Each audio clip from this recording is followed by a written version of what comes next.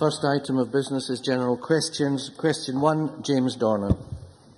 To ask the Scottish Government what progress there has been with the implementation of the Private Housing Sector Scotland Act 2011. Minister Margaret Burgess.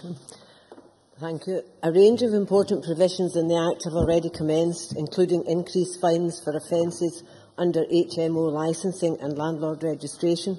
Section 32, clarifying the law on premiums, will commence tomorrow, and this means that landlords and letting agents will only be permitted to charge a tenant rent and request a refundable deposit. Looking to the near future, we will be producing a strategy for the private rented sector, as well as introducing the new mandatory tenant information pack to improve the accessibility of information available to tenants. Thank you. James Dornan. Thank the Minister for that answer. Does the Minister agree with me that local authorities must continue to be proactive in ensuring that landlords are registered properly and that the landlords themselves understand their responsibilities to the communities in which they let properties in? And can she give me an assurance that the Scottish Government will continue to monitor the implementation of the legislation and take further action if and when required? Minister. I agree with the member that local authorities and landlords both have a responsibility to improve standards in the sector. The Scottish Government has also offered support to local authorities in their work to tackle these issues in the private rented sector. For example, we've recently provided a third year of funding to Glasgow City Council for landlord registration enforcement activity in Govanhill and surrounding hotspots, recognising the unique combination of issues in the area. We are also in dialogue with the local authority to ensure that they have the powers that they need to address these issues. And I can reassure the member that the Scottish Government will monitor the implementation of the legislation and take further action where required. Thank you. A supplementary from Roderick Campbell. Can I ask the Minister what steps are being taken, apart from meetings of the implementation group, to increase public awareness of the legislation? The Scottish Government has been undertaking communication activity to raise awareness of this legislation. This includes working with local authorities to ensure that landlords are aware of their duties relating to houses in multiple occupation and landlord registration. We recently highlighted in the press that the new legislation regarding the charging of premiums in the private rented sector comes into force from 30th November. We will continue to work with stakeholders, including advice agencies, to ensure that people are aware of what the legislation means for them. Thank you very much. Question 2, Patricia Ferguson. To ask the Scottish Executive what guidance it provides to Scottish Water regarding any problems with the capacity of the sewer network. Cabinet Secretary Nicola Sturgeon. Sewer flooding resulting from lack of capacity in the sewer network is an important issue. In the 2010-15 investment period, we've directed Scottish Water to tackle instances where properties are at risk of internal sewer flooding, and Scottish Water has made good progress with this programme, reducing the numbers of affected properties by more than 60% since 2002. In addition to that, other improvements in the investment programme mean that a further 300 properties at risk of external sewer flooding have been addressed. I very much recognise, Presiding Officer, that there is much more to do, and we, along with stakeholders, are considering how future investment programmes should continue to address these problems. Thank you. Patricia Ferguson. I thank the Minister for her answer, and she may be aware of the severe flooding which has been experienced by my constituents in Elmvale Row in Springburn over many years, and a similar situation is experienced a short distance away on Hawthorne Street. I'm also supporting constituents who have experienced flooding in the Scaraway Street in Milton. All of these incidents occur because of incapacity in the sewer system, and while not all result in internal damage to properties, many of these properties are now being damaged externally, as well as having outbuildings and property, for example cars, damaged too. So I wonder whether the Cabinet Secretary believes that the current guidance concerning the prioritisation of internal properties, internal flooding, is still appropriate, and whether she thinks that sufficient resources are being provided to address the problem. Cabinet Secretary. Well, as I said in my initial answer, we did over the 2010-15 investment period prioritise internal flooding, but that's not to diminish in any way the real concern that people have about external flooding. I am aware of the particular issues in the parts of Patricia Ferguson's constituency that she mentioned, including Scaraway Street and Elmvale Row. I understand that Scottish Water has written to her in respect of both locations to provide her with information regarding the investigations that they have carried out. If the member would like to discuss the matter further with me, I'd be very happy to meet with her, and I'm sure representatives of Scottish Water would be happy to attend as well, in order that a discussion about what more may be possible can be taken forward. Thank you. Question 3, Joan McAlpine. Thank you, Presiding Officer. To ask the Scottish Government what recent discussions it has had with Ofcom regarding the rebranding of commercial radio stations in Scotland and the level of Scotland-specific content that they broadcast. Secretary Fiona Hislop. The Scottish Government regularly meets with Ofcom to discuss a range of media issues. I met with Global Radio earlier this week to discuss their plans for Scotland, particularly in light of their recent acquisition of the real radio stations. In those discussions, I pressed them on their plans in relation to local content, music and news. Joan McAlpine.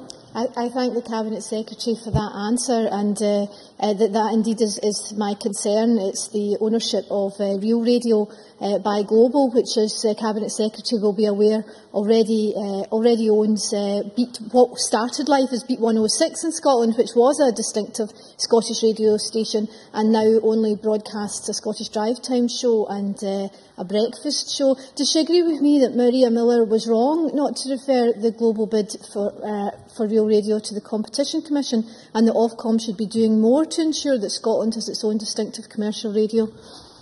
Cabinet Secretary. Well, I do believe that Ofcom should carry out its duties appropriately. Currently, this Scottish Parliament and this Scottish Government doesn't have powers of those areas, but more specifically, I do think that we should hold Global Radio to account not just for the specific Ofcom obligations, but the member may be interested to know that they did tell me that they were categorically not closing down any of the radio licences broadcasting in Scotland that it currently owns, nor will it close down any of the radio stations that it plans to acquire, that they intend to operate these licences as distinct services with dedicated Scottish programming and news content, and that they want to continue broadcasting peak time programmes presented by Scottish presenters 7 days a week on all its local radio stations. And importantly, this Chamber will continue to operate news services for its Scottish stations staffed by journalists based in Scotland, making editorial decisions in Scotland for the benefit of listeners in Scotland. The member may want to reflect on previous decisions by a UK Government Minister, but I think she, as well as this Chamber, will expect me to hold that station to account on their word, as well as their specific Ofcom obligations. Thank you. A brief supplementary from Margaret MacDonald. Thank you, Presiding Officer. I've worked in most of these stations, and I hope the Minister is aware that the assurances she's been given of Scottish content is for a Scottish presenter. It's not actually for Scottish words to be spoken. And the news content is usually trimmed to news bulletins at the hour, which means there's a very small news staff. I think she must do more. I think she must press for much more advantageous decisions by Ofcom as far as Scotland's concerned. Well, quite clearly, if we had the powers over Ofcom in terms of the issues around radio obligations, we could certainly do that. Can I say to you, I will absolutely hold Global Radio to account in terms of their content and their news content. I think she's absolutely right. It's not just presentations of news that is made elsewhere. It is about Scottish words and it is about Scottish content, and that is why I took an early opportunity to meet with them precisely to press them on their commitments in that regard. Thank you. Question 4, Alex Fergusson. Thank you, Presiding Officer. To ask the Scottish Government when it will be in a position to confirm which company will be responsible for trunk road maintenance in South West Scotland for the next contract period. Minister Keith Brown. On the 28th of November 2012, I announced that Scotland Transerve has been awarded the trunk road maintenance contract for the South West unit.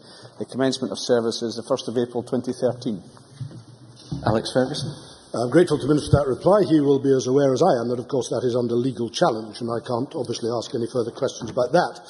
But the Minister will be aware that this has resulted in a delay of almost a year by the time the next contract takes place. And I'm sure he's also aware that many subcontractors, many of whom are small businesses in my constituency, need assurances that the Scottish Government will continue to monitor and maintain the trunk road network in the region, and that obviously includes gritting at this time of year. So can I ask whether he can give me an assurance that normal service maintenance and repairs will continue to be carried out, and that small businesses in my constituency will not be forced out of business while there is no formal contract being carried out? Minister. Can I say that the formal contract is in place, is not subject to a legal challenge in as far as it can prevent it going ahead. The suspension has been lifted by the court, so the contract will go ahead. What may still happen, of course, is an action taken by one of the potential bidders in order to seek compensation, but that will not prevent the contract going ahead. So the assurance that I can give is that the contract is going ahead. The current provider of those services is duty-bound, contract-bound, to provide the services right through until April next year, so there should be no threat to the local businesses which Alex Fergusson mentions. Thank you. James Kelly. Thank you, Deputy Presiding Officer. Trunk road maintenance is clearly a key issue, not just in South West Scotland, but throughout Scotland. Clearly coming up to the winter period, where where roads can come under severe pressure due to inclement weather. Can I therefore ask the Minister what support and discussions he's had with local councils in terms of being able to provide support for road gritting in terms of road maintenance programmes?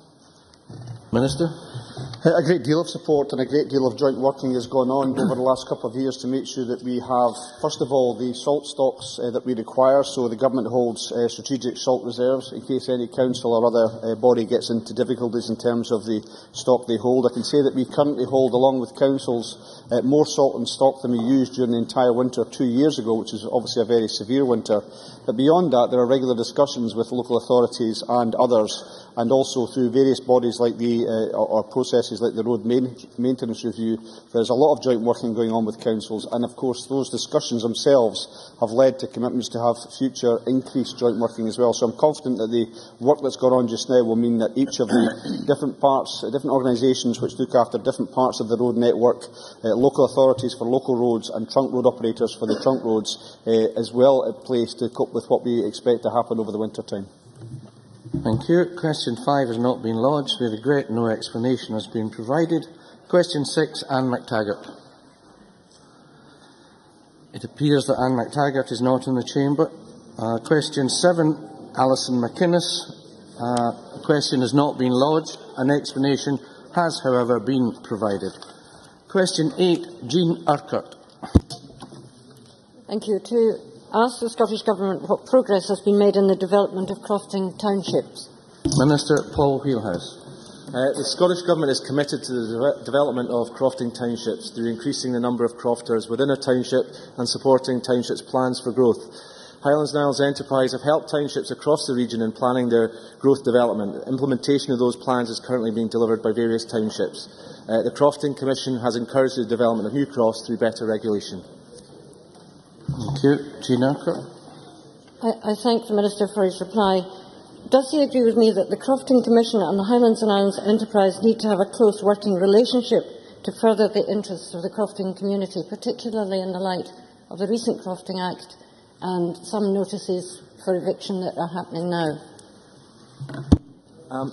I agree with Jean Urquhart that it's important to have good partnership working between the Crofting Commission and Highlands and Isles Enterprise. Now, I'm confident that that will be the case, particularly with the newly appointed Crofting Commission convener, Susan Walker, who will, I think, based on her own experience in her own community of Camas Cross and Dewsdale, has very good knowledge of the importance of community development function that Highlands and Isles Enterprise now has in relation to crofting, and having taken on responsibility for those activities, I'm very confident that the partnership working between Highlands and Isles Enterprise and the Crofting Commission will help to address the issues that the member rightly raises.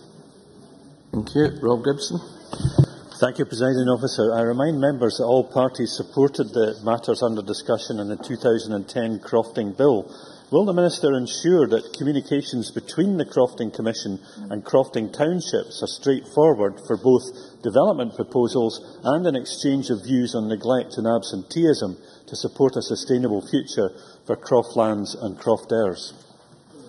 Minister. I certainly agree with the member that, that there needs to be good communication channels, as is set out in my response to Jean Urquhart. I think we have a great opportunity, given the particular convener that we have in the form of Susan Walker, that she is very keen to engage with Highlands and Islands Enterprise based on her own experience on development issues. In relation to sort of issues such as absenteeism and the sustainability of croft land, the control of development of land within the crofting counties is obviously a primary responsibility of the local authorities who are supportive of developments which promote crofting activities. And in assessing any development proposals, local authorities, in consultation with the Crofting Commission as a statutory consultee, undertakes careful assessments to ensure that proposals are not prejudicial to wider crofting community interests. Indeed, Highlands and Islands Enterprise have also a role in unlocking the potential of rural communities, as I said, through the development function, and they utilise that role to offer opportunities to those selected communities who are willing to take forward the ownership of community planning within the fragile areas of Highlands and Islands Enterprise area.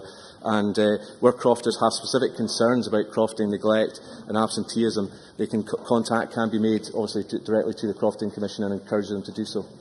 Thank you. A brief supplementary from Jamie McGregor. Can the Minister give an update on what progress is being made by the Crofting Commission in creating a simple and practical template form for the Grazing Committees to use as part of their duty to report under the 2010 Crofting Reform Scotland Act? Minister. I certainly recognise the issue that Jamie McGregor raises. I know there have been tensions in relation to the common grazings. There are ongoing discussions with the Crofting Commission and my officials to try and have a streamlined process and to reduce the perception that there is that this is something which is onerous on the Grazing Committee. So I'd certainly be happy to meet with Jamie McGregor to outline what action we are taking to take that issue forward. Brief supplementary, Rhoda Grant. Thank you, Presiding Officer. On the same issue, there is a real concern in townships that this is going to break down the working relationships between grazing clerks and indeed other crofters if the grazing clerks are seen to police the issue. Will he take this quite seriously and change, if need be, the legislation to take this onerous task away from grazing clerks? Minister. I certainly, as I said to Jamie McGregor, I recognise the point that Rhoda Grant is making in terms of the tensions that have been out there, perception of the Grazing Committee members that this is an onerous task on them. I am confident that we can reach a conclusion whereby there is less risk of this being a problem, but I'm happy to meet along with Jamie McGregor, with Rhoda Grant, to see what their concerns are and see if we can address those. Thank you. Question 9, Bruce Crawford. Thank you, Presiding Officer. To ask the Scottish Government what recent discussions it's had with the European Commission regarding the reform of the Common Agricultural Policy. Minister Paul Wheelhouse. The Cabinet Secretary for Rural Affairs and Environment, Richard Lochhead, has had a number of meetings with Commissioner Chiolis, including most recently in Edinburgh on the 20th of September. There is also regular contact between the Scottish Government officials and European Commission officials. However, as Bruce Crawford, I'm sure, is no doubt aware, Scotland has distinct needs which differ from those elsewhere in the UK. But for the present round of negotiations at which Scotland does not have a seat at the top table, Scotland relies upon the UK to negotiate a fair settlement on our behalf. Bruce Crawford. Thank the Minister for his response. In that particular regard, Minister, I understand that Ireland receives over £500 million more in financial support from CAP for its farmers than we do here in Scotland. Can you explain to me why that's the case? And can the imbalance between what happens in Scotland and Ireland be changed in the forthcoming negotiations? And if not, why not? Minister. Yes, the member is quite right. Ireland, like the vast majority of other countries in Europe, receives a far better deal than Scotland through the CAP budget, where we receive the fourth lowest share of Pillar 1 budget, which is a single farm payment, and the lowest Pillar 2 payment. And given Scotland's distinctive agricultural needs, this is an issue that needs to be addressed, and the Cabinet Secretary is doing his utmost to gain the support from the UK Government to make this a priority. And I would hope that the whole Chamber, not just my colleagues on the Government benches, would support the Cabinet Secretary's efforts to ensure that our farmers and crofters have a future in agriculture. Jim Hume, very briefly, please. Bearing in mind what the Minister has just said, could the Minister please explain, therefore, why SNP members of Parliament at Westminster voted to slash the CAP budget? Minister. In terms of the issue that the member raises, the Scottish Government does support the Commission proposal, which means a real terms cut of around 10% in the CAP budget. However, we oppose the additional cuts that the UK Government and now Mr Van Rompuy want, which would see further cuts to CAP receipts. Direct payments and rural development funding play a vital role in supporting food production and preventing land abandonment in Scotland. And Scotland already, as I've said, receives the 4th lowest Pillar 1 payment and the lowest Pillar 2 payments anywhere in Europe. And it's worth stating that if the UK does gain any additional funding through convergence proposals, it will be because Scotland's payments are so low, and we expect the UK Government to reflect that in an allocation to Scotland. Well said. Thank you very much.